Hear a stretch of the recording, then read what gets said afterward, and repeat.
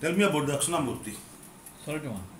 Om Vigneshwar Bhagwan ki jai, Sadgurunath Maharaj ki jai, Guru Kataksham Paripurna. The word Dakshinamurthy points out that the Lord is facing the southern direction. Usually people are afraid of death. The Lord of Yama is responsible for the death. When people are afraid of death, they dare not face the southern direction where his abode is. But one who has mastered death, Jithamrityu, he is not afraid of death. Death is only a change of breath. The life soul is eternal. Each man carries three bodies with himself.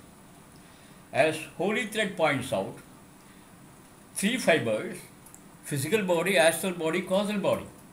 Lord Yama or nobody else would like to touch the perishable body which is subject to destruction. So, when this coil, physical body is given up, what goes out is astral body and causal body. But one additional body is necessary for transporting this body to other worlds. So after the death of a person, 10 days afterwards, it becomes Preta, and spiritual body is adjoined with the physical and causal body, with the causal and astral body. Physical body is demolished, burnt or buried. When after 10 days passing, a spirit body is given, it is transported towards a place where judgment is take place. It takes 1 year.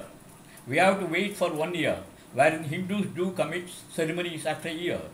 That the judgment was whether good or bad. Then, what is the significance of choosing another body? This body is only a dress, another dress is given.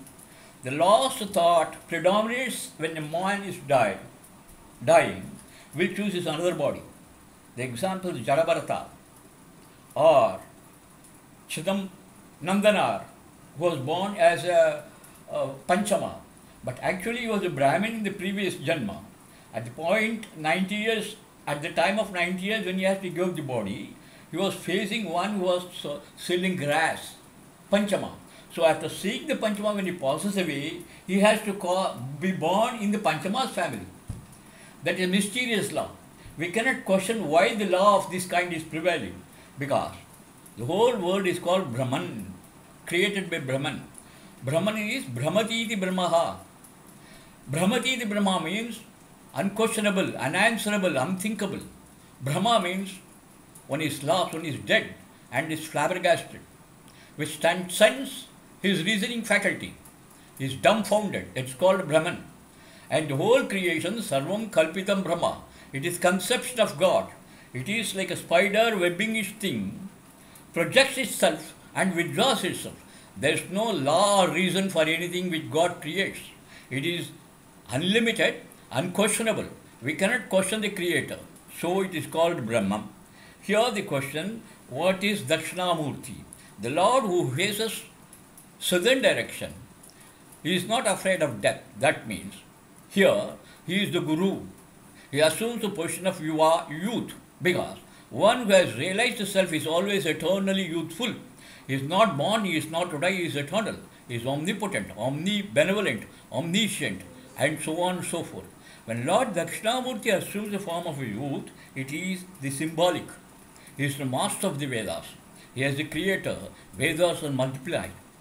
And all the four Vedas are rigid, limited.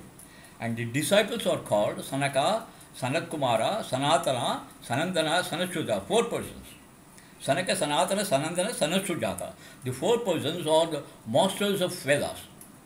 But Vedas deal with name and form. They created.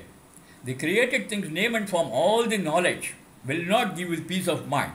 The origin of the knowledge is absolute. Unless you touch the absolute, which is one without a second, which transcends the limitations of, there is no limitation for time and place. Who transcends the limitation of time and place, who is absorbed in the absolute, is one. So in order to point at one without a second will give you eternal peace, Dakshinamurthy assumes the form of a guru. He faces south because he has conquered death. Because death means the body consciousness. I am not the body, I am not the senses, I am not this and that, but only soul.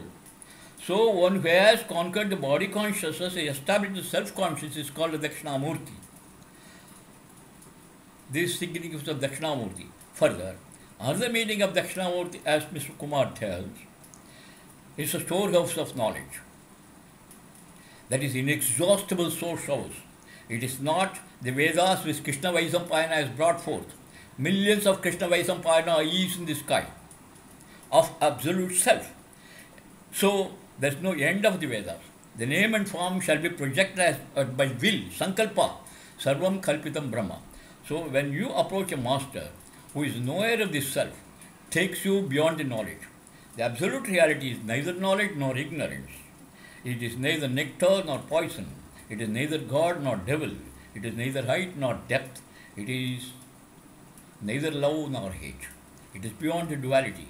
It is absolute, which is inconceivable. It perplexes your mind. The moment you think, the breath will stop. The mind will stop. You will transcend the 5 limitations of Panchkoshas, Prithvi, Aputeyu, Vaya, Akash. You will transcend the limitations of 3 bodies and 3 dimensions of creation.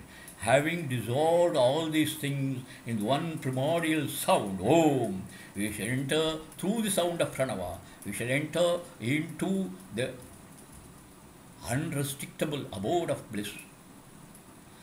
This space, the time is speck compared to infinity.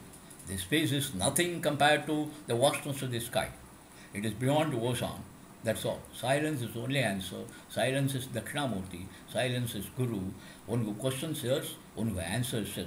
So those who have questioned me are erring. Those I am answering, I am also erring.